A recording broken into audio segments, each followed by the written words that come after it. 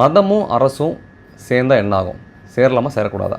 Search and state வந்து தனியாக இருக்கணும்னு சொல்லிட்டு இவான்ற கேரக்டர் வந்து அந்த டிஸ்கஷனில் ஒன்று பண்ணியிருப்பார். இன்னொன்று வந்து பொதுவாக ஒருத்தவங்க ஒரு குற்றவாளிகளை வந்து நம்மளோட சொசைட்டியோட இம்மீடியட் ரெஸ்பான்ஸ் ஒரு தப்பு பண்ணாங்கன்னா வந்து அவங்களுக்கு வந்து பனிஷ்மெண்ட் சிவியராக இருக்கணும். பட் அதுதான் தீர்வா? ஏன்னா நிறைய நேரங்களில் நம்ம பனிஷ்மெண்ட் சிவியராக கொடுத்தாலும் வந்து லாங் டைமில் வந்து க்ரைம்ஸ் வந்து கம்மியாக இருக்காது, அது வந்து அதிகமாக தான் ஆயிருக்கும். அதுதான் தீர்வா இல்லை வேறு தீர்வு இருக்கான்ற டிஸ்கஷனில் தான் அந்த சாப்டர் போயிருக்கும். முதல்ல வந்து மதமும் அரசும் ஏன் சேரக்கூடாது?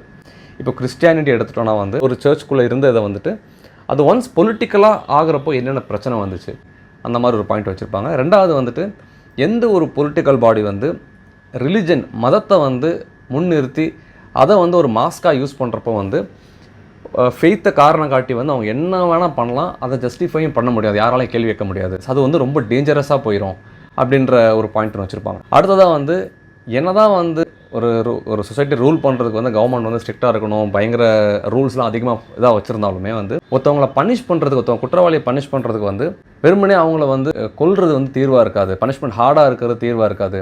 அதுவே வந்து ஒரு கிறிஸ்டியானிட்டி ஒரு சர்ச் வந்து ஒரு கோர்ட் ரூல் பண்ணுறதுலாம் வந்து அவங்களோட டீல் எப்படி இருக்குன்னா வந்து அவங்கள வந்து வெறுமனே பனிஷ் பண்ணுறதுக்கு மேலே வந்து அவங்கள எப்படி ரிஃபார்ம் பண்ணலாம், அவங்க எப்படி சேஞ்ச் பண்ணலாம். ஸோ ரீஹாபிலிட்டேஷன் சென்டர் வச்சு அந்த தப்பு அவங்கள புரிய வச்சு அந்த ரீஹாபிலிட்டேஷன் ரிஃபார்ம் பண்ணுறதுல ஒர்க் பண்ணுவாங்க. ஸோ எவிடன்ஸ் பேஸ் பண்ணி நம்ம பார்த்தாலுமே வந்து க்ரைம்ஸை வந்து நம்ம தண்டிக்கிறதுக்கு பதிலாக வந்து இந்த ரிஃபார்மேஷன் சென்டர் வச்சு நிறைய இடத்துல சக்ஸஸ்ஃபுல்லாக இருந்திருக்கு. ஸோ உங்களுடைய பாயிண்ட் என்ன? தப்பு பண்ணவங்களை வந்து இன்னும் அதிகப்படுத்தினா தான் க்ரைம்ஸ் கம்மியாகும்னு நினைக்கிறீங்களா? இல்லைனா வந்து இந்த மாதிரி ரீஹாபிலிட்டேஷன் சென்டர் வச்சு அவங்கள ரிஃபார்ம் பண்ணுறது மூலிமா க்ரைம்ஸை கம்மி பண்ண முடியுமா? கமெண்ட்டில் சொல்லுங்கள்.